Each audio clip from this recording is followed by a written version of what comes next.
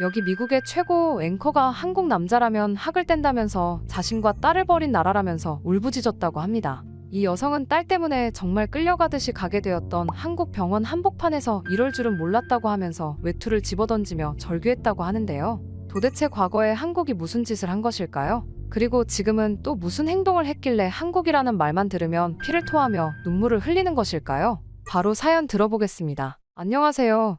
저는 보스턴에서 MBC 앵커로 있었던 나타샤 페트로바입니다. 솔직히 말씀드리면 저는 한국을 정말 싫어했습니다. 35년 전 이곳에서의 기억 때문이었죠. 앵커로서 한국 관련 뉴스를 전할 때면 늘 차가운 목소리가 되었고 딸마리가 한국 문화에 관심을 보일 때마다 제지하기 바빴습니다. 하지만 그날 이후 모든 것이 변했어요. 한국의 어느 작은 바닷가 마을에서 일어난 그 일이 저와 제 딸의 인생을 완전히 바꿔놓았거든요. 지금은 이렇게 서울에서 살면서 매일 아침 한강을 바라보며 커피를 마시고 있네요. 동료들은 제가 미쳤다고 했어요. 최고의 자리를 던져버리다니 하면서요. 하지만 저는 더 이상 그들의 말에 신경 쓰지 않습니다. 그저 한 번만 이곳에 와보라고 모든 것은 그날 달라질 수 있다고 답해줄 뿐이에요. 이쯤 되면 궁금하실 거예요. 도대체 무슨 일이 있었길래 이렇게 달라졌냐고. 그럼 이제부터 제 이야기를 들려드릴게요. 그리고 오늘의 마지막 뉴스입니다. 보스턴 메디컬 센터가 발표한 최신 연구 결과에 따르면 그때 무대 조명이 꺼지고 카메라의 빨간 불빛도 사라졌습니다. MBC 보스턴의 9시 뉴스가 또 한 번 성공적으로 막을 내렸네요.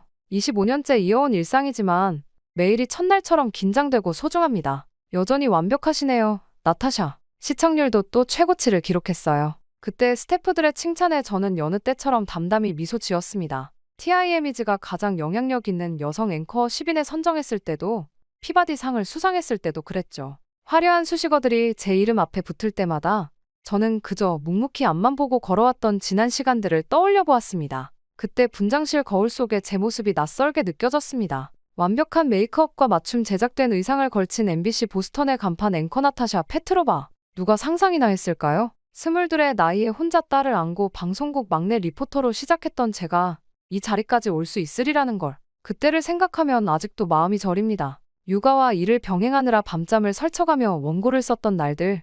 출입처마다 쫓아다니며 특종을 찾아 헤맸던 순간들. 어린 마리를 방송국 타가시설에 맡기고 눈보라가 휘몰아치는 보스턴의 거리를 현장 취재 다녔던 겨울밤들을 말이죠. 엄마가 지금은 힘들어도 꼭 성공할 거야. 그래서 우리 마리에게 부끄럽지 않은 엄마가 될 거야. 매일 밤 잠든 딸의 얼굴을 보며 되뇌었던 그 다짐이 저를 여기까지 이끌어왔나 봅니다. 현장 리포터에서 저녁 뉴스 앵커로 다시 프라임타임 메인 앵커까지. 한 계단씩 올라올 때마다 놓치지 않았던 단 한 가지는 바로 진실 추구였어요. 그 여자 앵커 봤어. 러시아계에다가 싱글맘이래. 이민자 출신이 어떻게 메인 앵커를? 그렇게 들었던 수군거림에도 결코 주눅들지 않았습니다. 오히려 더 단단해졌죠. 제가 겪은 편견과 차별이 있었기에 소수자의 목소리에 더 귀 기울일 수 있는 저널리스트가 될 수 있었으니까요. 보스턴 글로브는 저를 편견을 깨부순 언론인이라 칭했고 콜롬비아 저널리즘 스쿨에서는 올해의 여성 언론인상을 수여했습니다. 하지만 제게 가장 큰 보상은 따로 있었죠. 하버드를 졸업하고 주요 방송국 PD가 된 마리가 엄마가 자랑스러워요 라고 말해줬을 때 그제서야 진정한 성공을 이뤘다고 느꼈습니다. 또 순간적으로 어린 시절이 떠오르더라고요. 상트페테르부르크의 귀족이었던 할아버지 니콜라이 페트로프는 혁명의 소용돌이를 피해 가족들을 이끌고 미국으로 망명하셨죠. 그때 할아버지의 나이 26, 아버지는 겨우 2살이었다고 해요. 그렇게 보스턴에 정착한 할아버지는 처음부터 다시 시작하셨습니다. 러시아에서 누리던 귀족의 지위도 재산도 모두 잃었지만 한 가지 잃지 않은 게 있었죠. 바로 교육받은 자의 품격과 지혜였어요. 할아버지는 그것을 무기로 금융업에 뛰어드셨고 놀랍게도 대공황 시기에 오히려 부를 일구는데 성공하셨죠. 페트로프 투자회사는 처음부터 컸던 게 아니란다. 할아버지께서 하나하나 손님의 신뢰를 쌓아가며 일구신 거야. 그렇게 할아버지의 성공은 우리 가족의 미국 정착에 큰 디딤돌이 되었습니다. 아버지는 하버드 경영대학원을 나와 회사를 더욱 키우셨고 저는 비코닐의 고급 주택가에서 자랐죠. 러시아 귀족의 피를 이어받은 이민자 가정이라는 특별한 배경은 저를 보스턴 사교계의 독특한 존재로 만들었어요.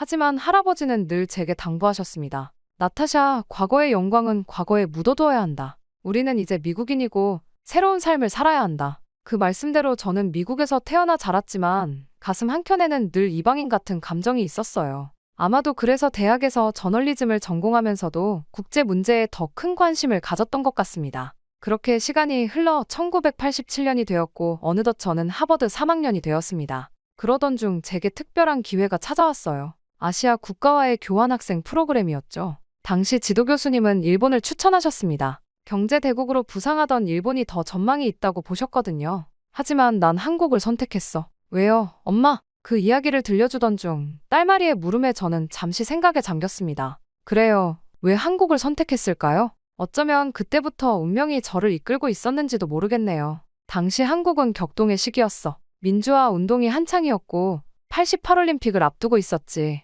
젊은 저널리스트 지망생이었던 내게는 그 현장을 직접 보고 싶은 열망이 컸던 것 같아. 그렇게 저는 1987년 3월 서울대학교 교환학생의 신분으로 한국 땅을 밟게 됐습니다. 인천공항도 없던 시절 김포공항에 내린 순간을 아직도 선명히 기억해요. 낯선 한글 간판들, 처음 맡아보는 김치 냄새, 거리를 가득 메운 학생들의 함성까지. 그때만 해도 몰랐죠. 제 인생이 이 낯선 땅에서 완전히 뒤바뀌게 될 거라는 것을. 그리고 그 변화의 중심에 한 남자가 있을 거라는 것도. 한국에 간 뒤 처음엔 모든 게 낯설고 불편했어요. 한국어도 서툴렀고 음식도 입에 맞지 않았죠. 하지만 지금 생각하면 그때의 불편함이 오히려 축복이었는지도 모르겠네요. 1987년 3월의 어느 날이었어요. 서울의 봄은 보스턴과 달랐죠. 꽃샘추위가 매서웠지만 공기 중에는 뭔가 달라질 것 같은 긴장감이 감돌았어요. 그때 저는 서울대학교 중앙도서관에서 많은 시간을 보냈습니다. 낯선 한국어와 씨름하면서 신문을 읽고 당시의 사회상을 이해하려 노력했죠.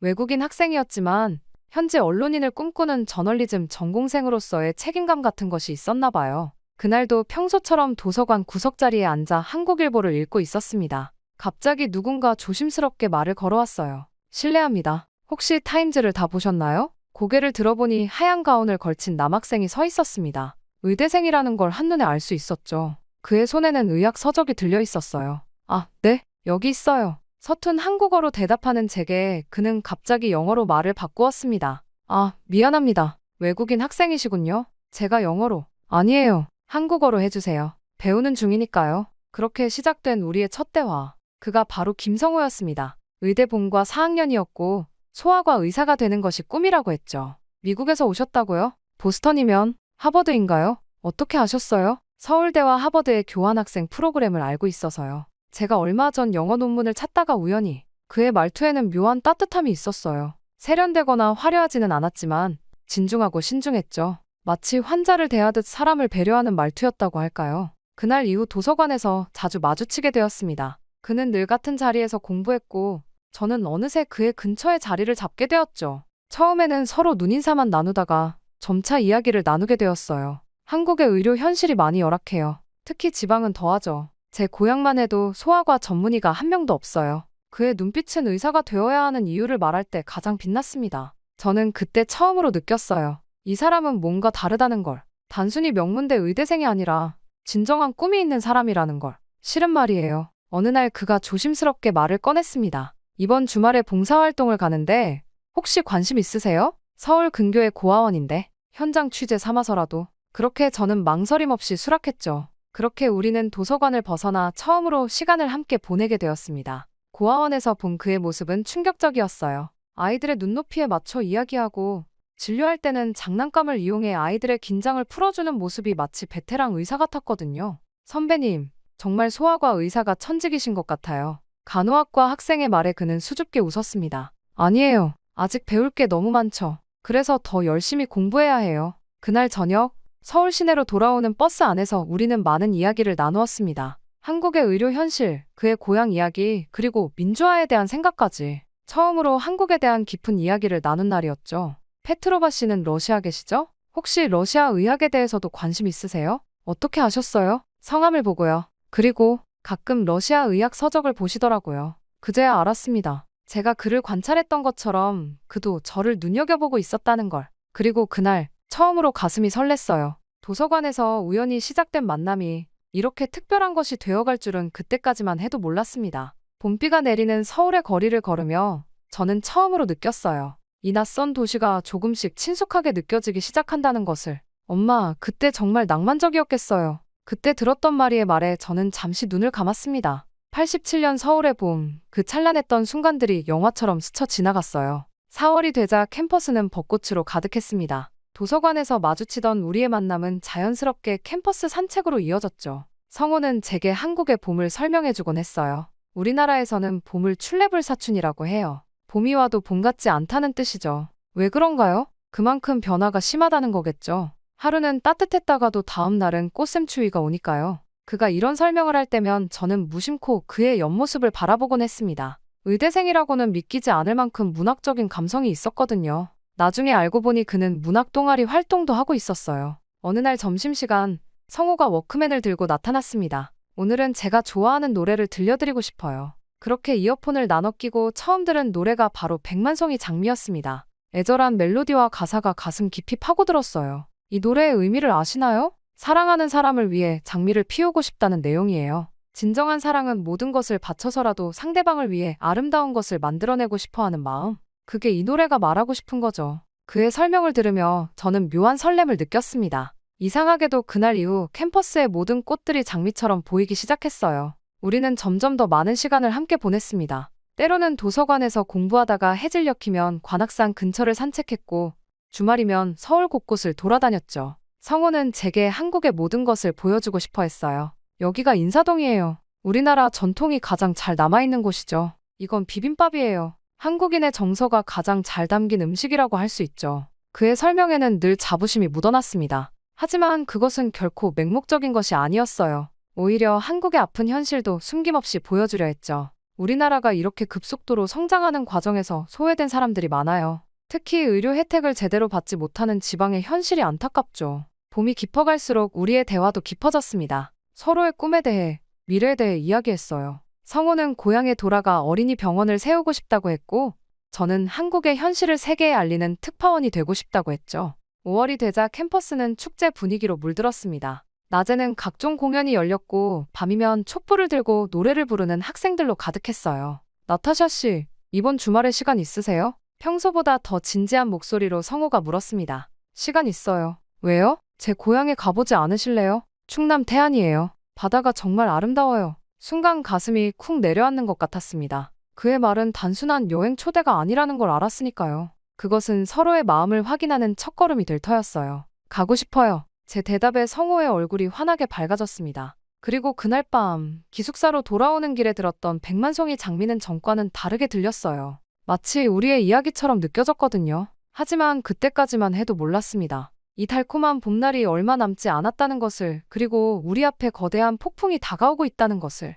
그날의 기억이 아직도 선명해. 5월의 마지막 주말, 태안에서 돌아오던 길이었지. 버스 안에서 성우의 어깨에 기대어 잠들었다 깼을 때였어요. 서울로 들어서는 길목에서 경찰차들이 줄지어 서 있는 모습이 보였습니다. 평소와 다른 긴장감이 감돌았죠. 무슨 일이 있나 봐요. 그 순간 성우의 표정이 심상치 않았습니다. 그의 손에 쥐어진 신문을 보니 큰 글씨로 실려 있었어요. 박종철 고문치사 은폐 조작 사실 밝혀져. 태안에서의 달콤했던 주말이 무색하게, 서울은 이미 폭풍 전야였습니다. 학교로 돌아왔을 때 캠퍼스는 전과 완전히 달라져 있었어요. 곳곳에서 자유와 민주주의를 외치는 학생들의 목소리가 울려 퍼졌죠. 성우 씨, 이게 다 무슨 일이에요? 나타샤 씨, 우리나라가 지금 큰 변화의 시기를 겪고 있어요. 독재 정권의 거짓말이 하나둘 밝혀지면서 국민들의 분노가 폭발하기 시작한 거죠. 그날 이후 성우의 모습도 달라지기 시작했습니다. 도서관에서 보내는 시간이 줄어들었고, 대신 의대 학생회 모임에 자주 참석했어요.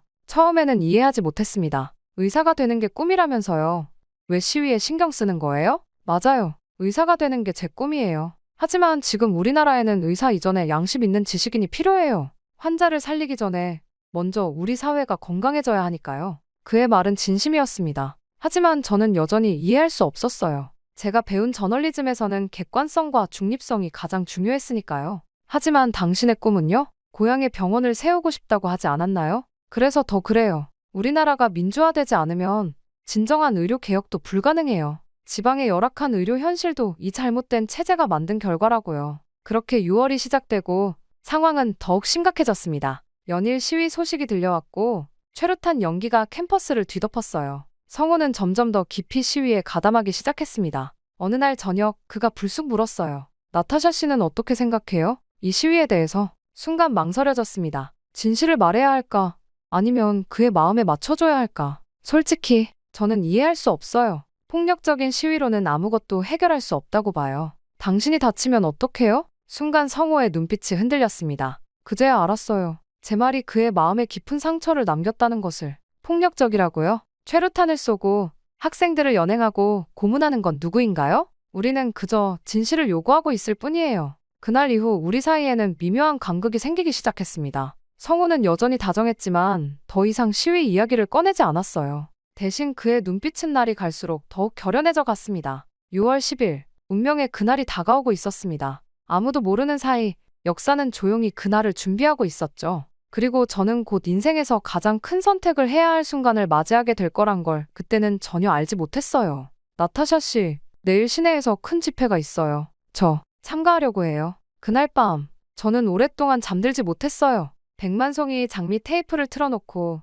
창밖으로 보이는 서울의 밤하늘을 바라보며 생각했습니다. 하지만 그를 막을 수 없다는 것도 알았죠. 이게 정말 옳은 걸까? 우리의 사랑은 이 혼란 속에서 살아남을 수 있을까? 당시 저는 몰랐습니다. 제가 그토록 두려워했던 것이 사실은 변화 그 자체가 아니라 변화를 받아들여야 하는 제 자신이었다는 것을. 87년 6월 10일, 그날의 아침은 유난히도 더웠습니다. 나타샤 씨, 오늘은 제발 기숙사에 있어주세요. 아침 일찍 걸려온 성호의 전화. 그의 목소리에는 처음 듣는 긴장감이 묻어 있었어요. 평소의 따뜻함도 장난기도 없었죠. 정말 큰일이 벌어질 것 같아요. 외신 기자들도 많이 올 거예요. 하지만 당신은 말을 마치지 못한 채 전화가 끊어졌습니다. 그게 성호의 마지막 목소리가 될 줄은 몰랐어요. 그날 아침, 저는 심한 멀미로 힘들었습니다. 며칠째 이던 증상이었죠. 기숙사 룸메이트가 걱정스러운 얼굴로 물었어요. 나타샤, 혹시 임신이 아닐까? 순간 머리가 띵했습니다. 성호는 연락이 되지 않았고 어떻게 해야 할지 모르겠다는 생각이 가득했죠.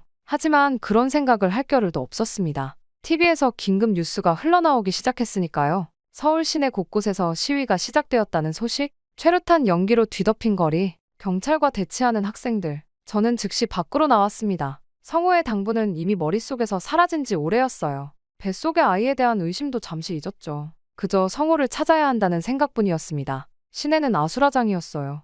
호언철폐에 독재타도를 외치는 함성이 거리를 가득 메웠고 정경들의 방패 소리가 귓가를 울렸습니다. 저는 필사적으로 성호를 찾아다녔어요. 의대생들이 주로 모인다는 을지로 일대를 헤매고 다녔죠. 그때 누군가 제 어깨를 잡았습니다. 나타샤 씨, 여긴 왜 나왔어요? 성호의 의대 동기였어요. 그의 표정이 심상치 않았습니다. 성호는요? 성호는 어디 있어요?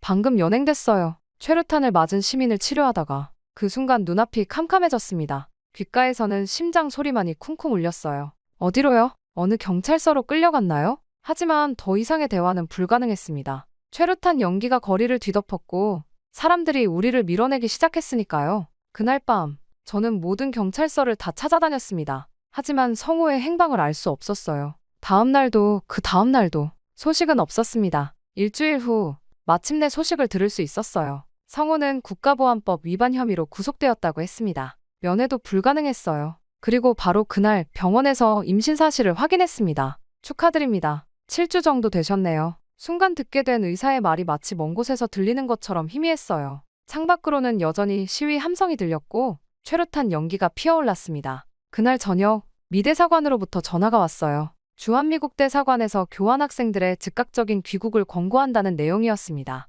내 신변이 위험할 수 있어. 당장 돌아가는 게 좋겠다. 지도 교수님의 목소리였습니다. 저는 선택의 기로에 섰습니다. 성호를 기다릴 것인가 아니면 결국 저는 비행기에 올랐습니다. 뱃속의 아이를 지키기 위해 그리고 어쩌면 도망치기 위해서였을지도 모르겠어요. 떠나는 날 김포공항에서 마지막으로 백만송이 장미 테이프를 들었습니다. 성호가 건네준 그 테이프를 가슴에 품은 채로요. 언젠가는 꼭 다시 만나자. 그렇게 속삭이며 한국을 떠났지만 그때는 몰랐습니다. 이 이별이 35년이나 될 줄은. 귀국 후 첫 몇 달은 정말 힘들었어요. 하지만 그때보다 더 힘들었던 건 그 후에 찾아온 분노와 원망이었죠. 그렇게 차를 홀짝이며 마리를 바라봤습니다. 이제는 당당한 PD가 된 내 딸이 그때의 저처럼 22살이었다는 게 새삼 놀랍게 느껴졌어요. 보스턴으로 돌아온 저는 한동안 아무것도 할 수 없었습니다. 임신 사실을 알게 된 부모님은 격분하셨죠. 러시아 혁명을 피해온 집안의 자존심이 한국의 시위자와 엮였다는 사실에 충격을 받으신 거예요. 어쩌다가 이렇게 된 거니? 우리가 그토록 경계하라고 했던 아시아에서 아버지의 말씀이 가슴에 대모처럼 박혔습니다. 매일 밤 한국 소식을 찾아보곤 했어요. 6월 항쟁은 결국 승리로 끝났고 대통령 직선제가 이뤄졌다는 소식도 들었죠. 하지만 그때부터였을까요? 성호에 대한 원망이 시작된 게 그가 조금만 덜 이상적이었다면, 조금만 더 현실적이었다면 우리는 지금쯤 행복한 가정을 이루고 있었을 텐데 그의 선택이 우리 모두의 인생을 바꿔버렸다고 생각했어요. 이기적이라는 걸 알면서도 그의 정의감과 신념이 미워졌습니다. 가을이 되자 MBC 보스턴에 인턴 제의가 들어왔어요. 지도 교수님의 추천이었죠. 저는 일에 파묻혔습니다. 생각할 틈을 주지 않으려고 했던 거예요. 낮에는 방송국에서 일하고 밤에는 법대원 공부를 했죠. 12월, 눈보라가 몰아치던 날 마리가 태어났습니다. 아기 이름은 뭐로 하시겠어요? 마리 페트로바요. 성호의 성을 붙이지 않았어요. 그때는 그조차도 원망스러웠으니까요. 한국이라는 나라 자체가 저에겐 금기가 되어버렸습니다. 닿으면 안 되는 곳, 돌아보면 안 되는 운명. 그렇게 생각했어요. 시간은 빠르게 흘렀습니다. 마리는 하루가 다르게 자라났고 저는 점점 방송국에서 인정받기 시작했어요. 특히 한국 관련 뉴스를 전할 때면 더욱 철저하게 감정을 숨겼습니다. 88올림픽 성공 소식을 전하면서도 냉소적인 어투가 되곤 했죠. 저들의 성공이 무슨 의미가 있나? 내 인생을 망가뜨린 곳인데. 봄만 되면 악몽을 꾸곤 했어요. 최루탄 연기 속에서 성호를 찾아 헤매는 꿈. 그래서 매년 6월이 되면 의도적으로 바빠졌죠. 스케줄을 빽빽하게 채우고 출장을 자청했어요. 기억하고 싶지 않았으니까요. 마리가 자라면서 아시아 문화에 관심을 보일 때마다 의도적으로 다른 곳으로 관심을 돌리려 했습니다. 프랑스어나 스페인어는 괜찮았지만 한국어만큼은 그곳은 우리 모두에게 위험한 곳이라고 생각했으니까요. 한 번 닿으면 돌이킬 수 없는 상처를 주는 곳.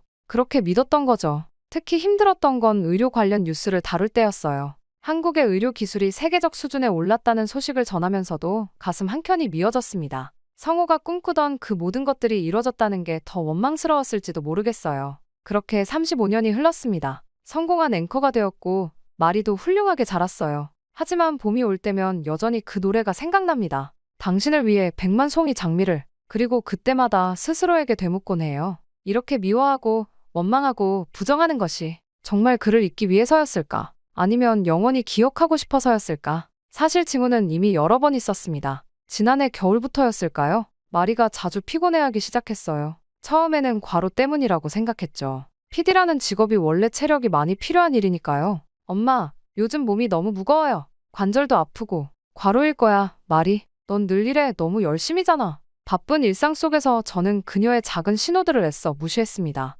아니, 어쩌면 무시하고 싶었는지도 모르겠어요. 피부에 작은 발진이 생겼을 때도, 갑자기 열이 오르내렸을 때도 단순한 피로나 스트레스라고 치부해버렸죠. 특히 신경 쓰이던 건 마리의 입술이 자주 파래지는 증상이었어요. 그때마다 마리는 웃으며 말했죠. 괜찮아요, 엄마. 요즘 스트레스 때문일 거예요. 새로운 프로그램 기획하느라 바빠서. 2024년 2월의 어느 날이었습니다. 평소와 다름없이 뉴스를 진행하고 있었죠. 다음 소식입니다. 한국의 의료 시스템이 또다시 세계의 주목을. 그때였어요. 휴대폰이 진동하기 시작했습니다. 생방송 중에는 절대 울리지 않도록 해놓은 전화. 마리의 남자친구 스티브였어요. 어머님, 마리가 갑자기 쓰러졌습니다. 저는 그대로 패닉해서 뛰쳐나갔어요. 그대로 마리가 있다는 병원으로 향했죠. 매사추세츠 종합병원. 의사는 난처한 표정으로 말했습니다. 매우 희귀한 자가면역 질환으로 보입니다. 하지만 정확한 원인을 특정하기가. 그렇게 시작된 병원 생활. 보스턴의 유명한 병원들을 모조리 돌아다녔습니다.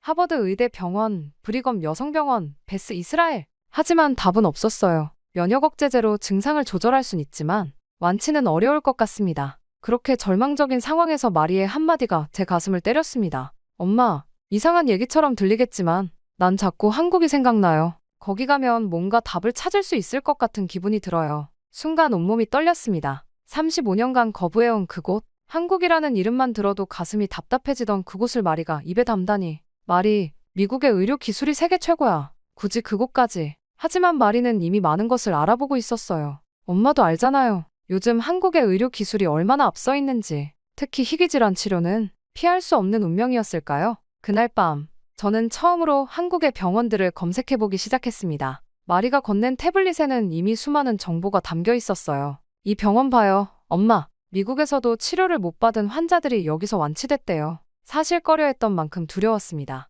하지만 마리의 상태는 날이 갈수록 악화되었어요. 미국의 어느 병원도 뚜렷한 해결책을 제시하지 못했죠. 또한 동료들은 저를 만류했습니다. 지금이 중요한 시기잖아요. 시즌 피날레를 앞두고. 하지만 이미 마음은 정해졌어요. 제가 그토록 미워하고 부정했던 그곳으로 가야만 했습니다. 딸을 살려야 했으니까요. 그렇게 저는 한국행 비행기를 예약했습니다. 인천공항으로 향하는 비행기 안에서 저는 35년 전 김포공항을 떠나던 그날을 떠올렸어요. 그때는 도망치듯 떠났지만 이제는 딸을 살리기 위해 돌아가는 거예요. 마리가 제 손을 꼭 잡았습니다. 딸아이의 손을 잡고 나서야 두근대는 마음이 진정되는 것 같았죠. 순간 그런 생각이 들었습니다. 35년 동안 거부해온 운명이 이렇게 우리를 다시 그곳으로 이끄는 걸지도. 그렇게 한국행 비행기 티켓을 예약하면서 문득 깨달았습니다. 제가 그토록 두려워했던 건 어쩌면 한국이나 성우가 아닌 바로 저 자신이었던 걸까요? 변화를 거부하고 과거에 갇혀 살아온 저 자신.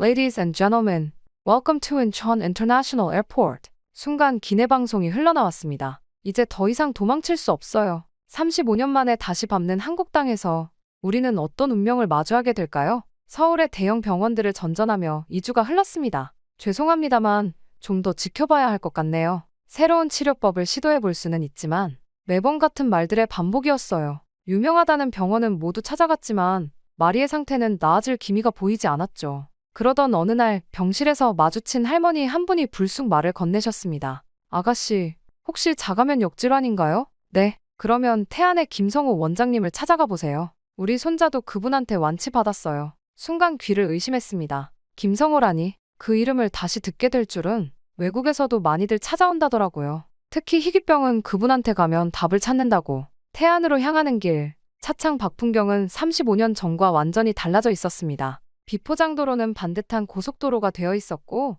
허름했던 시골 마을은 깔끔한 관광지로 변해 있었어요. 바닷바람이 여전히 차창을 두드렸지만 그 속에 실린 이야기는 달라져 있었죠. 저기가 신도시예요. 10년 전만 해도 다 바다였는데. 택시 기사의 설명을 들으며 제 기억 속에 태안과 현재의 태안이 겹쳐지고 있었습니다. 여기가 김성호 원장님 병원입니다. 그렇게 택시 기사가 멈춰선 곳은 깔끔한 3층 건물이었어요. 태안연합의원이라는 간판 아래 원장 김성호라는 이름이 선명했습니다. 시골 병원이라기엔 믿기지 않을 만큼 깔끔했습니다. 그렇게 딸과 접수 데스크에 다가서자 태블릿 PC가 건네졌습니다. 미국에서도 아직 종이 차트를 쓰는 병원이 많은데 여기선 모든 것이 디지털화되어 있었어요. 처음 방문하시는 분은 여기에 기본 정보를 입력해주세요. 영어로도 가능합니다. 간호사의 친절한 안내를 받으며 대기실에 앉았습니다. 벽에 걸린 모니터에는 실시간 진료 현황이 표시되고 있었고 환자들은 스마트폰으로 순서를 확인하고 있었죠. 서울의 대형 병원에서도 보지 못한 시스템이었어요.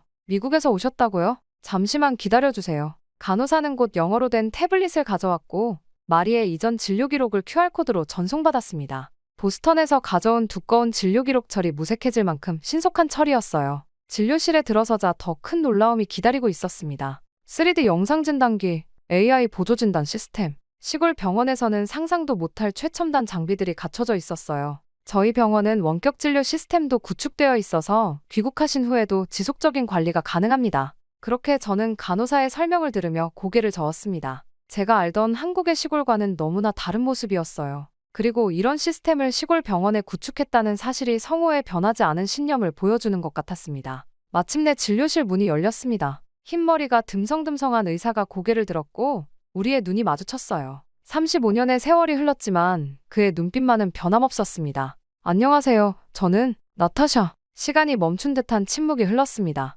성호였어요. 그런데 이분은 마리를 바라보는 성호의 눈빛이 달라졌어요. 제 딸입니다. 아, 순간 성호의 눈이 크게 떠졌습니다. 무언가를 직감한 듯했어요. 하지만 그는 곧 전문가의 눈빛으로 돌아왔습니다. 치료는 즉시 시작되었습니다. 기존 치료는 증상만 억제하려 했어요. 하지만 우리는 근본적인 원인을 찾아야 합니다. 성우는 마리의 상태를 완전히 새로운 관점에서 분석했어요. 3D 영상 진단으로 미세한 혈관의 변화까지 체크하고 AI 시스템으로 수천 건의 유사 사례를 분석했죠. 첫 일주일, 마리의 피부 발진이 눈에 띄게 감소했습니다. 엄마, 간밤에 처음으로 가려움 없이 잘 잤어요. 이틀 뒤, 항상 차갑던 손발에 온기가 돌기 시작했어요. 체온 분포가 정상으로 돌아오고 있어요. 성호의 설명에 저도 모르게 눈물이 났습니다. 열흘째 되는 날, 마리는 처음으로 혼자 산책을 다녀왔어요. 이상해요, 엄마. 몸이 갑자기 가벼워진 것 같아요. 보스턴의 어느 병원도 해내지 못한 일이었습니다. 미국의 최고 의료진들이 불가능하다고 했던 일이 이곳 태안의 시골 병원에서 일어나고 있었어요. 면역 수치가 정상으로 돌아오고 있어요. 이제 곧 성우의 말이 끝나기도 전에 저는 그를 와락 껴안을 뻔했습니다. 이게 다 어떻게? 의술에는 국경이 없어요. 나타샤 씨. 다만 환자를 바라보는 관점의 차이겠죠. 간호사들은 마리를 위해 매일 아침 산책 코스를 추천해 주었고 식단까지 직접 챙겨 주었어요. 대형 병원에서는 상상도 못할 일이었죠. 2주가 지난 날 마리의 검사 결과가 나왔습니다. 모든 수치가 정상 범위예요. 이제 유지만 하면 됩니다. 그제서야 저는 깨달았어요. 제가 얼마나 편협한 생각을 하고 있었는지를. 35년 동안 한국을 미워하고 거부했지만 정작 제 딸을 살린 건 이곳이었다는 걸. 원장님, 혹시 저녁에 시간 되시나요? 같이 식사라도. 마리가 조심스럽게 물었습니다. 성우는 잠시 망설이더니 부드러운 미소를 지었어요. 그럴까요? 오랜만에 찾아온 손님들인데. 그렇게 저는 성우와 병원을 나서고 근처 레스토랑으로 향했습니다. 시골에서 이런 최첨단 병원을. 서울에서도 제의가 많았을 텐데요. 성우는 잠시 와인 잔을 들여다보더니 말을 이었습니다. 민주화가 된다고 해서 모든 게 바로 좋아지는 건 아니더군요. 의료 불균형 문제는 오히려 더 심해졌어요. 대형 병원들은 더 커지고 지방은 의료 사각지대로 남겨지고. 그래서 결심했죠. 진정한 민주주의는 의료 혜택도 평등해야 한다고. 그래서 이런 첨단 장비들을 환자들이 서울까지 가지 않아도 되게 하고 싶었어요. 돈이 있는 사람만 좋은 치료를 받을 수 있는 건 또 다른 형태의 독재니까요. 마리가 감탄한 듯 물었습니다. 그래서 해외 환자들도 받으시는 거예요? 처음엔 우리 지역 주민들을 위한 거였어요. 하지만 점점 소문이 나면서 찾아오는 환자들이 많아졌죠. 거절할 수 없었어요. 아픈 사람 앞에서 국경은 무의미하니까요. 그때도 그랬고 지금도. 성우의 마지막 말에 가슴이 저려왔습니다. 그의 싸움은 여전히 계속되고 있었네요. 다만 최루탄 대신 청진기를 들고 구호 대신 치료로. 87년의 싸움이 여기서 이렇게 이어지고 있는 거군요. 제 말에 성우가 고개를 끄덕였습니다. 그때는 독재에 맞서 싸웠지만 지금은 불평등과 싸우는 거예요. 돈이 없어서 시골에 산다는 이유로 치료를 못 받는 일은 없어야 하니까요. 마리가 문득 물었습니다. 그럼 수익은 어떻게 해결하시나요? 연구비 지원도 받고 해외 환자들의 수익금으로 지역 환자들을 돕죠. 그리고 성우가 잠시 망설이다 말을 이었습니다. 당신이 떠난 뒤 더 치열하게 공부했어요. 새로운 치료법을 개발하고 논문도 쓰고. 그래서 이제는 이런 시스템을 만들 수 있었죠. 원장님의 치료법이 세계적으로 인정받고 있다면서요? 마리의 말에 성우가 겸연쩍은 듯 웃었습니다. 그저 환자를 위한 길을 찾다 보니 여기까지 온 거예요. 87년에 우리가 꿈꾸던 세상은 모두가 평등한 기회를 가질 수 있는 그런 곳이었으니까요. 저녁 식사가 끝나갈 무렵 마리가 잠시 자리를 비웠습니다. 테라스에 나가 바다를 보겠다고. 후회하진 않으세요? 서울의 큰 병원에서 편하게 지내는 대신. 전혀요. 오히려 감사해요. 그때의 선택이 있었기에 지금의 제가 있으니까요. 당신도 그렇잖아요? MBC의 앵커가 되셨고. 네. 하지만 이제야 알 것 같아요. 당신이 왜 그런 선택을 했는지, 그리고 그 선택이 얼마나 옳았는지를. 창밖으로 마리가 노을을 배경으로 사진을 찍는 모습이 보였습니다. 그때 마리가 뛰어들어왔습니다. 엄마, 원장님, 저기 무지개가 떴어요. 창밖을 보니 정말 노을 속에 무지개가 걸려 있었어요. 마치 늦어진 우리의 시작을 축복하는 것처럼. 그렇게 성우와의 재회를 마치고 저는 마리와 미국으로 돌아갔습니다. 보스턴으로 돌아가긴 했지만 우리는 이제 매주 화상으로 진료를 봅니다. 마리의 상태를 체크하기 위해서죠. 그리고 성우의 얼굴을 보기 위해서이기도 해요. 가끔 그 노래를 들을 때면 생각합니다. 성우는 결국 자신만의 방식으로 100만 송이 장미를 피워냈다고. 그리고 이제는 저도 제 안에 장미를 피워낼 차례라고요. 그렇게 저는 한국 덕분에 일상으로 돌아갈 수 있었습니다. 그리고 방송국으로 다시 출근하게 되었죠. 오늘의 특별 뉴스입니다. 미국 의료계가 주목하는 한국의 신의료 시스템.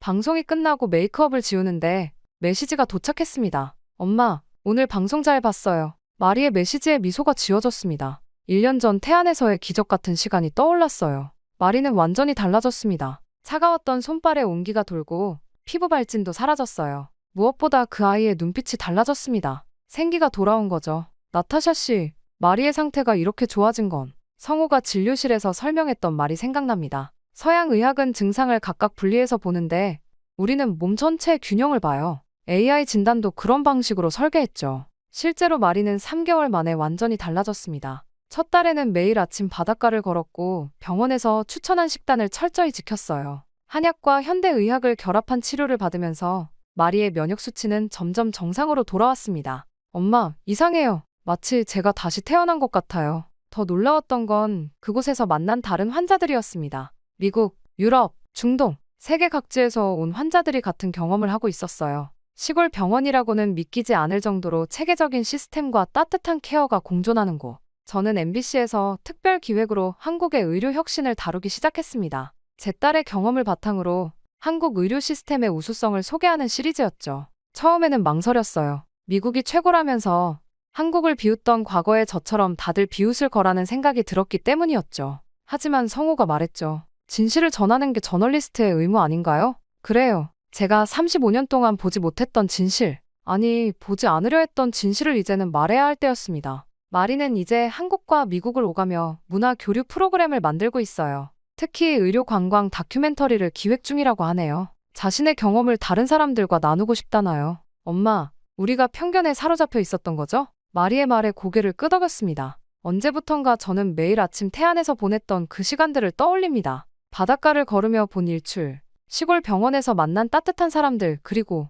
성우의 흰머리가 된 모습까지. 지금도 매주 화상 진료를 합니다. 마리의 상태를 체크하기 위해서죠. 때로는 성우와 이런저런 이야기를 나누기도 해요. 그의 꿈은 여전히 현재 진행형입니다. 더 나은 의료 시스템을 만들기 위해 연구하고 지방 의료의 질을 높이기 위해 노력하고 다음 달에 보스턴에서 의료 컨퍼런스가 있어요. 성우의 말에 가슴이 설렜습니다. 우리는 천천히 다시 시작하고 있습니다. 35년이라는 시간은 결코 짧지 않았지만 그만큼 우리를 성숙하게 만들었나 봅니다. 이제는 알 것 같아요. 왜 그토록 한국을 부정하고 싶었는지. 그건 제 안의 두려움이었던 거죠. 변화를 받아들이는 것, 편견을 깨는 것, 그리고 진정한 사랑을 인정하는 것에 대한 두려움. 오늘도 백만 송이 장미를 들으며 출근합니다. 이제 이 노래는 더 이상 아픔의 기억이 아니에요. 우리 모두의 새로운 시작을 알리는 노래가 되었으니까요. 태안의 바닷가에 정말로 무지개가 떴던 그날처럼 우리의 삶에도 새로운 빛이 비치기 시작했습니다. 그리고 이제는 자신 있게 말할 수 있어요. 내 딸을 살린 건 한국이었다. 고. 내 편견을 깨운 건 한국이었다. 고. 그리고 내 인생의 새로운 봄도 한국에서 시작되었다. 고. 제 이야기는 여기까지입니다. 길었던 이야기를 들어주신 모든 분들께 감사의 말씀 전하고 싶어요. 행복하세요. 다른 곳은 몰라도 한국은 절대 안 돼. 얼마나 극악무도한 줄 알아? 한국인들보다는 중국인들이나 일본인들이 훨씬 낫다고. 여기 한국은 절대 안 된다며 동료에게 빨개진 얼굴로 이야기를 하고 있는 여성이 있습니다. 하지만 며칠 뒤 이 여성이 탄 비행기는 한국으로 비상착륙을 하게 되고 여성은 한국의 공항에 첫 발을 내딛자마자 깜짝 놀라 주저앉고 맙니다. 대체 이 여성에게는 무슨 일이 있었던 걸까요? 안녕하세요. 저는 프랑스에서 승무원으로 일하고 있는 소피아 듀부아라고 합니다. 많은 나라를 다니면서 여러 인종들을 상대해본 만큼 서비스 면에서는 누구보다 월등하다고 자부할 수 있는데요. 그러다 보니 많은 동료들의 동경을 사기도 한답니다. 돌발 상황 대처나 컴플레인 처리는 저희 몫이죠. 하지만 이런 저에게도 컨트롤하기 힘든 나라가 딱 하나 있습니다. 바로 한국이죠. 물론 승무원으로서 열린 마음을 가지는 것이 맞지만 한국만큼은 그게 잘 되지가 않더라고요. 제가 이런 편견을 가지게 된 데에는 다 이유가 있습니다. 바로 승무원 1년차에 한국인 단체 관광객 50명을 맞닥뜨린 순간부터 시작되었죠. 그들이 탑승한 순간부터 비행기는 놀이장으로 변했습니다. 비행이 시작되자마자 비행기 통로는 포토존이 됐고 객실은 시끄러운 수다 소리로 가득 찼죠. 서비스의 왕인 저조차도 감당할 수 없는 컴플레인은 당연했고요. 이게 끝이 아니었습니다. 기내식 서비스 때는 더욱 심각했어요. 프랑스 항공사의 기내식이 이 정도밖에 안 되냐며 30분 동안 계속된 그들의 컴플레인은 솔직히 기가 차서 말도 안 나오더군요. 대체 이코노미의 기내식에서 뭘 그렇게 기대하는 걸까요? 미슐랭 3스타 레스토랑 수준을 기대한 걸까요? 게다가 한 번은 비즈니스석에 한국 승객이 와인을 쏟고는 저희에게 화를 내더군요. 자신이 흘려놓고 왜 저희한테 화를 내는 건지 이해를 할 수가 없었습니다. 이유는 비행기가 흔들려서라고 하는데 저희 비행기는 당시 순항 중이었어요. 그러더니 자신의 구두를 던지며 저에게 닦아오라고 하지 않겠어요? 파리 16구에서 나고 자란 제가 하인 취급을 당하다니. 샹젤리제 거리의 루이비통 매장에서 3년간 일할 때도 이런 손님은 없었는데 말이죠. 눈물이 날 뻔한 것을 겨우 참고 결국 저는 구두를 닦아 가져다 주었습니다. 또 이런 일도 있었어요. 한국인 커플이 이코노미석 티켓을 가지고 비즈니스석 업그레이드를 요구했죠. 불가능했기에 거절하자 우리가 얼마나 많은 돈을 지불했는데 를 연달아 외치며 30분 동안 고성방가를 질렀습니다. 결국 수석 승무원까지 나서서 진정시켜야 했죠. 기내 화장실은 또 어땠을까요? 매번 20분씩 차지하고 들어가 화장을 하는 바람에 다른 승객들의 불만이 끊이질 않았습니다. 그러고는 마치 파리 패션위크 런웨이를 걷듯 당당하게 나오는 모습이라니. 전 세계가 K-팝과 K-드라마에 열광한다지만 저는 도무지 이해할 수가 없었습니다. 한국인들은 세련됨과는 거리가 먼 공공의 절도 모르는 사람들이었으니까요. 고작 몇 년 사이 경제 성장을 했다고 해서 진정한 문화 강국이 되는 건 아닐 텐데 말이죠. 이런 생각을 하고 있을 때 수석 승무원이 다가와 저에게 다음 비행 일정을 알려주었습니다. 광저우행이라니? 순간 가슴이 뛰었죠. 파리 소르본 대학에서 중국 미술사를 전공한 어머니 밑에서 자란 저에게 중국은 꿈의 도시였으니까요.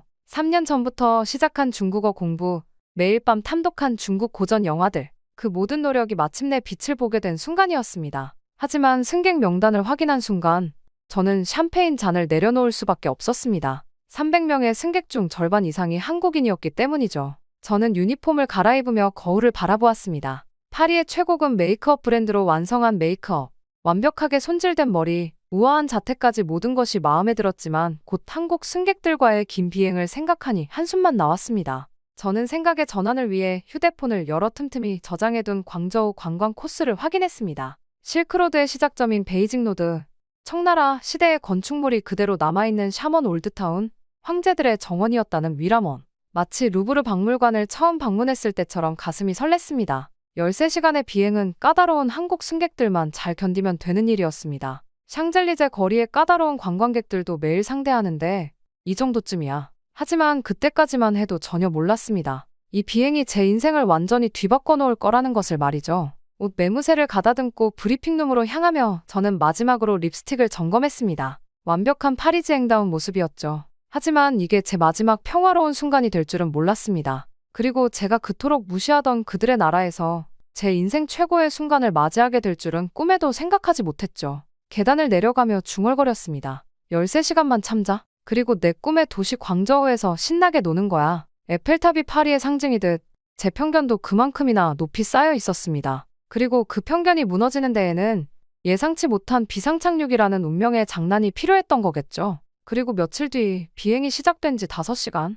제 예상은 완벽하게 들어맞았습니다. 비즈니스석의 한국 승객들은 마치 파리의 노천 카페라도 되는 양 시끄럽게 담소를 나누었고 이코노미석에서는 30분마다 호출을 해댔죠. 보르도 와인을 서빙하며 저는 한숨을 내쉬었습니다. 그때였어요. 갑자기 비행기가 심하게 흔들리기 시작했습니다. 난기류는 흔한 일이라 대수롭지 않게 여겼지만 이상하게도 흔들림이 점점 더 거세졌습니다. 승무원 여러분은 객실 서비스를 중단하고 좌석에 착석해 주시기 바랍니다. 기장의 호출을 받고 카트를 고정하려는 순간 비행기가 크게 요동쳤습니다. 소피, 엔진에 문제가 생겼어요. 기장님이 비상착륙을 검토하고 계세요. 수석 승무원의 긴장된 목소리에 순간 머리가 하얘졌습니다. 5년간 에어프랑스에서 근무하며 한 번도 겪어보지 못한 상황이었죠. 그때 기장의 기내 방송이 들려왔습니다. 승객 여러분, 현재 우측 엔진에 기술적인 문제가 발생했습니다. 승객 여러분의 안전을 위해 인천국제공항으로 비상착륙을 결정했음을 알려드립니다.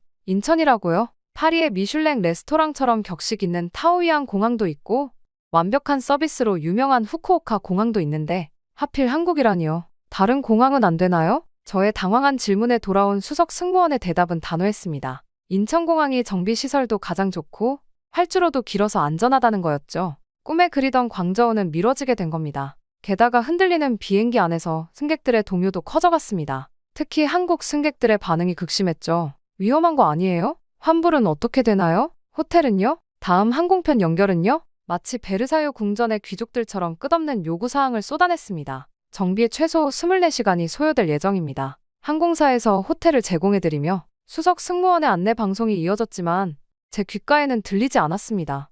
24시간이라고요? 파리의 최고급 호텔에서도 견디기 힘들 것 같은 시간이었습니다. 예약해둔 광저우의 호텔도 맛집도 미술관도 모든 계획이 물거품이 되어버렸죠. 비행기가 고도를 낮추며 인천의 야경이 보였습니다. 반짝이는 불빛들이 마치 저를 비웃는 것만 같았죠. 괜찮아. 그냥 호텔에만 있으면 돼. 룸서비스 시키고 중국 다큐멘터리나 보면서 저는 착륙 준비를 하면서 애써 마음을 진정시키려 했지만 맘처럼 되지는 않았습니다. 옆자리의 마리 애니 위로의 눈빛을 보냈지만 파리의 우아한 카페에서 보내야 할 시간을 한국에서 보내야 한다는 생각에 마음이 전혀 가라앉지 않았죠. 승객 하차를 돕는 동안에도 한국 승객들의 요구사항은 끝없이 이어졌습니다. 호텔 배정에 불만을 표시하고 다음 항공편 보상을 요구하고 프랑스라면 상상도 할 수 없는 광경이었죠. 24시간이라니 이걸 어떻게 버티지. 그때까지만 해도 전혀 몰랐답니다. 제가 그토록 피하고 싶었던 이곳에서 평생 잊지 못할 추억을 만들게 될 줄은요.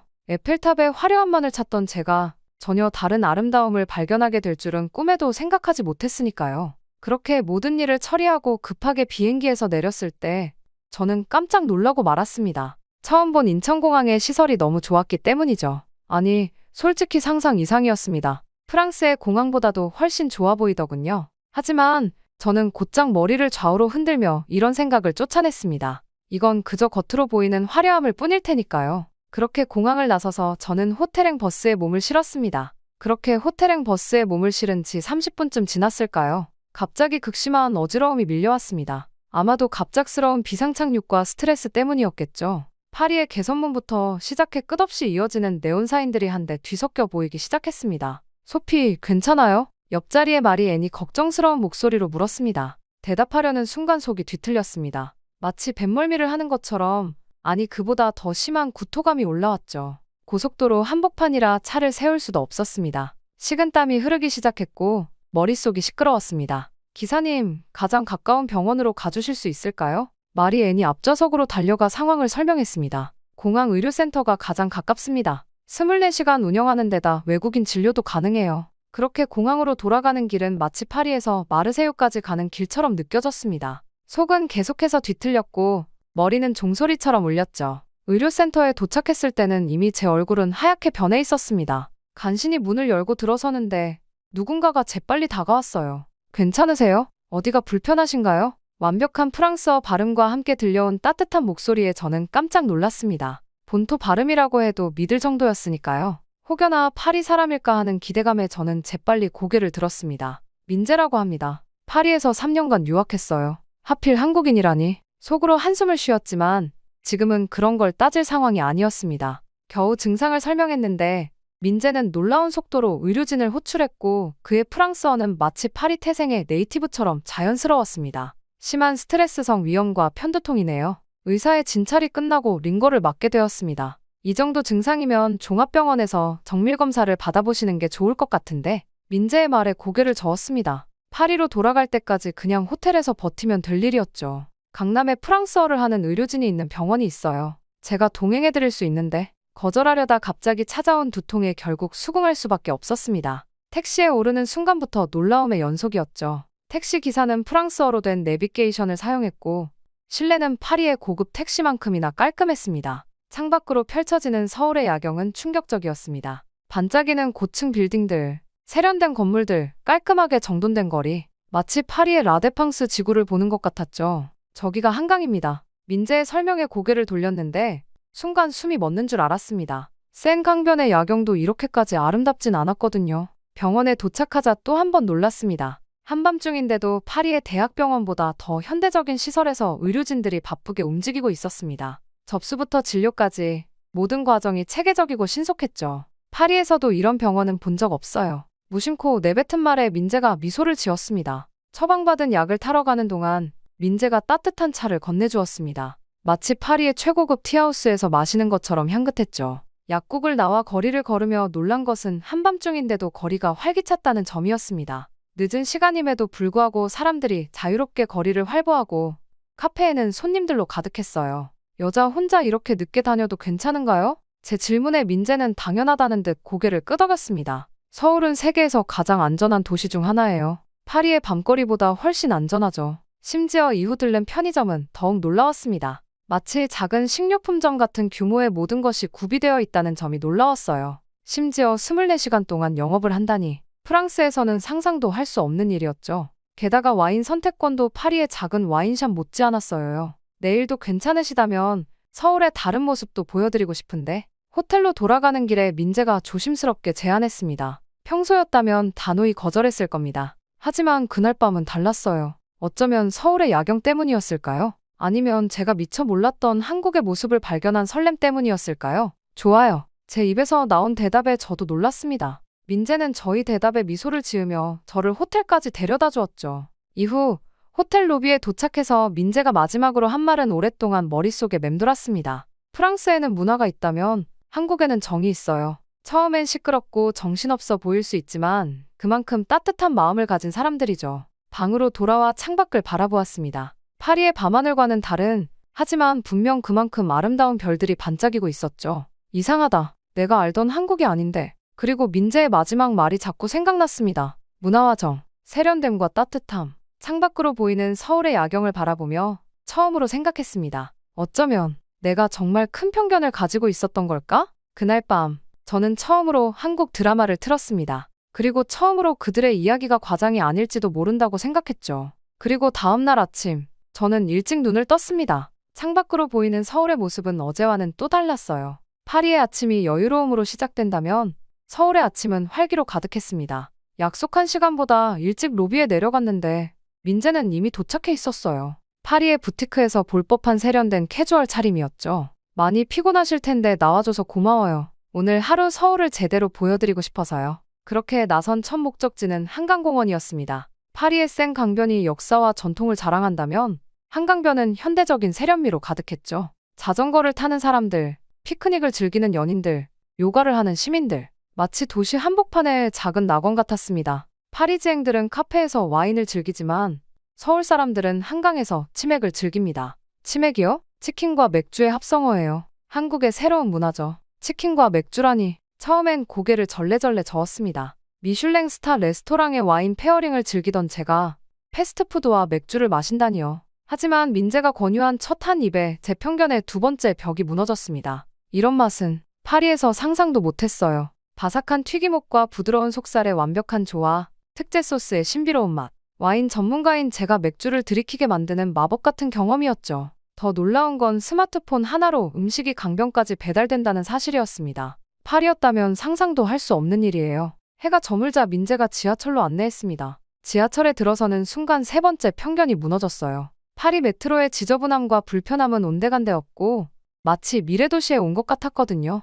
와이파이가 끊기지 않아요? 서울의 지하철에선 그런 걱정은 안 하셔도 됩니다. 이후 동대문에 도착하자 밤 10시가 넘었는데도 거리는 낮보다 더 활기찼습니다. 쇼핑몰마다 최신 트렌드의 옷들이 가득했고 가격은 믿기지 않을 정도로 합리적이었죠. 파리의 빈티지 숍들이 무색해질 만큼 다양한 스타일과 퀄리티. 게다가 다음날 아침 호텔 배송 서비스라니. 이제 진짜 서울의 맛을 보여드릴게요. 자정이 넘어 도착한 종로의 고깃집. 프랑스라면 이런 시간에 문을 여는 식당은 상상도 할 수 없었죠. 삼겹살이 지글지글 구워지는 동안 테이블은 온갖 반찬으로 가득 찼습니다. 정갈하진 않았지만 그 풍성함은 미슐랭의 코스 요리보다 더 인상적이었어요. 이렇게 쌈을 싸서 드셔보세요. 한 입에 모든 게 조화롭게 어우러지는 맛. 네 번째 편견이 무너지는 순간이었습니다. 새벽 2시, 저희는 24시간 카페로 자리를 옮겼어요. 파리의 어떤 파티세리도 이 시간엔 문을 열지 않는데 이곳은 여전히 사람들로 북적였죠. 디저트의 퀄리티는 파리의 명성 높은 디저트 샵과 비교해도 전혀 뒤떨어지지 않았습니다.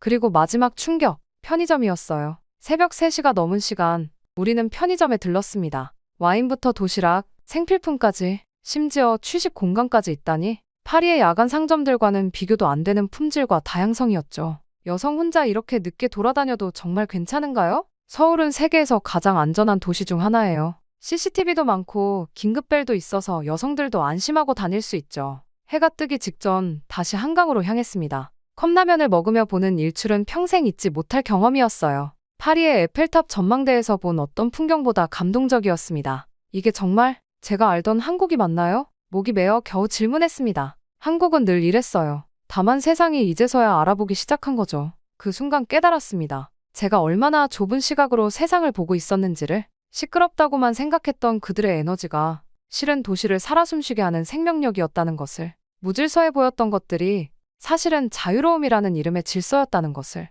민재씨, 솔직히 말할게요. 전 한국이 싫었어요. 시끄럽고 무례하고 세련되지 못한 나라라고 생각했거든요. 하지만 이제는 눈물이 차올라 말을 잇지 못했습니다. 민재는 그저 미소를 지을 뿐이었죠. 아직 보여드릴 게 너무 많은데 시간이 모자라네요. 곧 떠나야 한다는 생각에 가슴이 아파왔습니다. 더 이상 한국이 무서운 나라가 아니었어요. 오히려 더 알고 싶어졌죠. 한강의 활기찬 밤, 골목골목의 숨은 맛집들, 24시간 불이 꺼지지 않는 도시의 열정. 새벽 하늘을 물들이는 붉은 태양을 보며 결심했습니다. 민재씨, 혹시 한국에서 일하는 건 어떻게 하면 될까요? 이제 더 이상 돌아갈 수 없을 것 같았습니다. 제 마음은 이미 이 도시의 포로가 되어버렸으니까요. 해가 떠오르는 한강을 보며 생각했습니다. 이곳에서 새로운 인생을 시작하고 싶다고. 파리지행의 오만함을 버리고 서울의 열정을 배우고 싶다고 말이죠. 그렇게 시간이 다 되어 호텔룸으로 돌아가 짐을 정리하던 중 전화가 왔습니다. 비행기 수리가 예상보다 빨리 끝났다는 소식이었죠.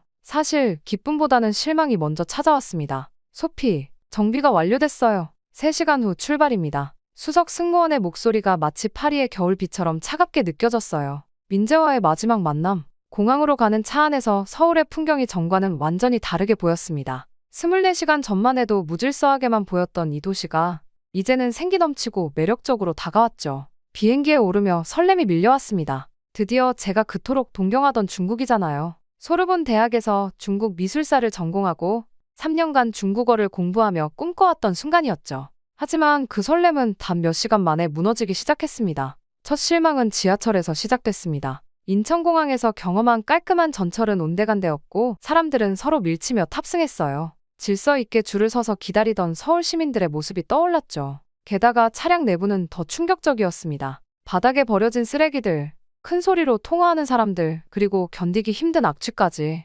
호텔로 가는 택시에서는 두 번째 충격이 기다리고 있었습니다. 기사는 미터기를 켜지 않았고 정상가의 3배를 요구했어요. 파리에서도 겪어보지 못한 노골적인 바가지 요금이었죠. 서울에서 경험한 친절한 택시 기사님들이 그리워졌습니다. 샹그릴라 호텔 체크인에서도 실망은 계속됐어요. 리셉션 직원은 무표정한 얼굴로 영어로 된 설명 한마디 없이 키만 건넸습니다. 서울 호텔의 직원들이 보여준 따뜻한 미소와 섬세한 서비스가 떠올랐죠. 룸서비스는 더욱 최악이었어요. 3번을 시도해서야 겨우 연결됐고 주문한 음식이 오기까지 1시간 반이 걸렸습니다. 게다가 음식은 차갑게 식어 있었죠. 서울에서 경험한 24시간 딜리버리 서비스가 새삼 그리워졌습니다. 다음날 아침 베이징로의 야시장으로 향했지만 그곳은 혼돈 그 자체였어요. 상인들은 팔을 잡아끌며 강매를 시도했고 바닥은 쓰레기로 가득했습니다. 서울의 남대문 시장이 떠올랐어요. 정돈된 동선, 깔끔한 상품 진열, 친절한 상인들. 길거리 음식점들은 더욱 심각했습니다. 서울의 포장마차에서 보았던 위생장갑,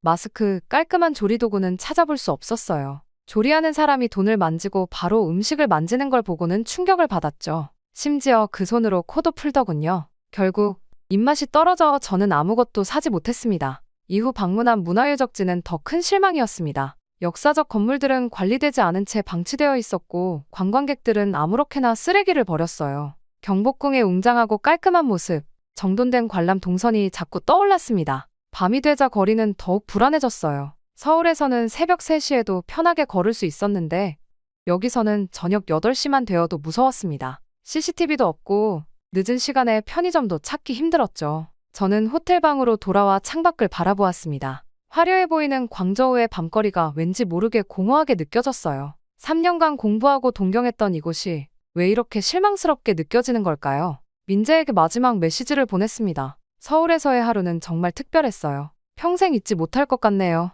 파리행 직항 항공권을 예약하면서 생각했습니다. 때로는 우리가 동경하던 것이 실망으로 다가올 수 있고 편견을 가졌던 것에서 뜻밖의 감동을 발견할 수 있다는 걸요. 창밖을 바라보며 중얼거렸습니다. 이제 파리로 돌아가야겠어요. 짐을 싸면서 생각했습니다. 광저우에서의 실망스러운 경험과 서울에서의 예상치 못한 감동. 이 모든 것을 안고 이제는 제 도시, 파리로 돌아갈 시간이었습니다. 그리고 이제 파리에서 저는 달라진 시선으로 세상을 바라보게 될 것 같았어요. 편견 없이 그리고 더 열린 마음으로 샤를드골 공항에 도착하자마자 휴대폰을 켰습니다. 스크롤을 내리다 우연히 발견한 대한항공 채용 공고를 보는 순간 심장이 멎는 듯했어요. 마치 운명처럼 느껴졌죠. 소피야, 너 미쳤니? 동료 소피가 제 얼굴을 걱정스럽게 바라보았습니다. 사직서를 제출하는 제 손이 떨리고 있었거든요. 난 결심했어. 서울에서 보낸 그 하루가 내 인생을 바꿔놓았거든. 그렇게 저는 매일 밤 한국어 공부에 매진했습니다.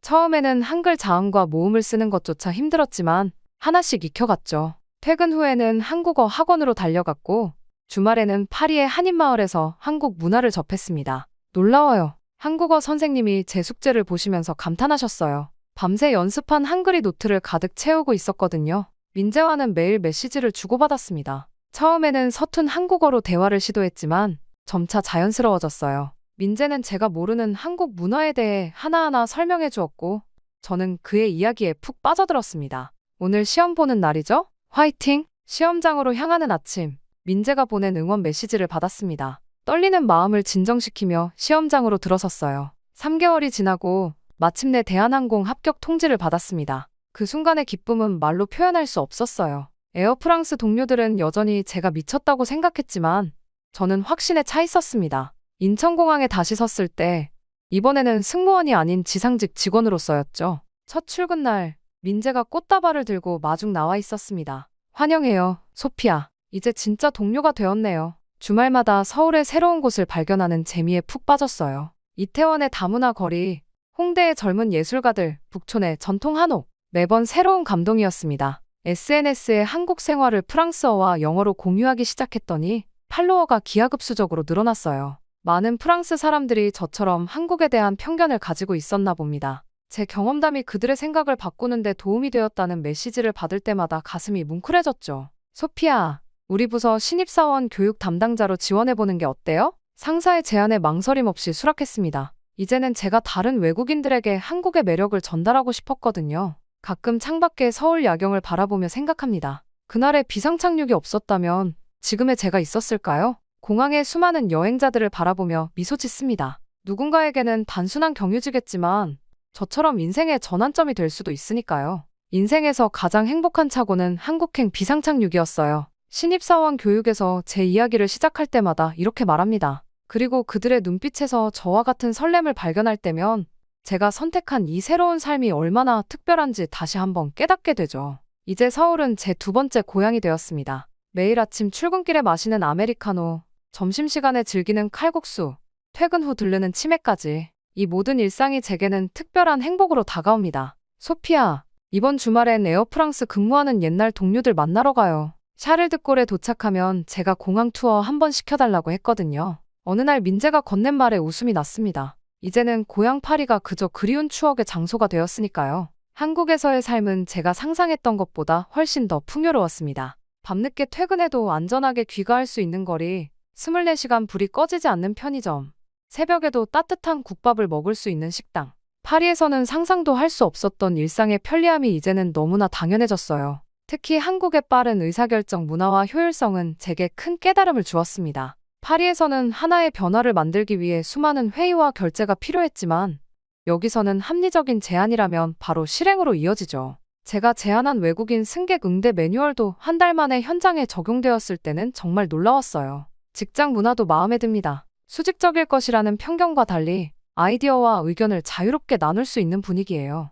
회식 문화도 변했더군요. 무조건 술을 강요하는 게 아니라 맛집 탐방이나 문화생활로 대체되는 경우가 많아졌답니다. 한국의 빨리빨리 문화는 이제 제게 단순한 속도가 아닌 더 나은 것을 향한 열정으로 보입니다. 지하철 노선이 새로 생기고 택지가 개발되고 새로운 기술이 일상에 적용되는 속도는 여전히 신기해요. 변화를 두려워하지 않고 받아들이는 이 문화가 제 인생도 변화시켰나 봅니다. 제 책상 한켠에는 그날의 비상착륙 공지가 적힌 종이가 액자에 담겨 있어요. 그 옆으로 첫 월급으로 산 한글 서예 작품이 걸려있죠. 시작이 반이다라는 문구입니다. 한국에서 배운 가장 큰 교훈이에요. 시작하지 않았다면 아무것도 변하지 않았을 테니까요. 이제 저는 매일 아침 출근길에 생각합니다. 편견 없이 바라보면 모든 것이 새롭게 보인다는 것을. 그리고 때로는 우리가 피하고 싶었던 순간이 인생에서 가장 아름다운 전환점이 된다는 것을. 마치 제가 그날 우연히 서울에 착륙한 것처럼요. 여러분도 언젠가는 그런 순간을 만나게 될 거예요.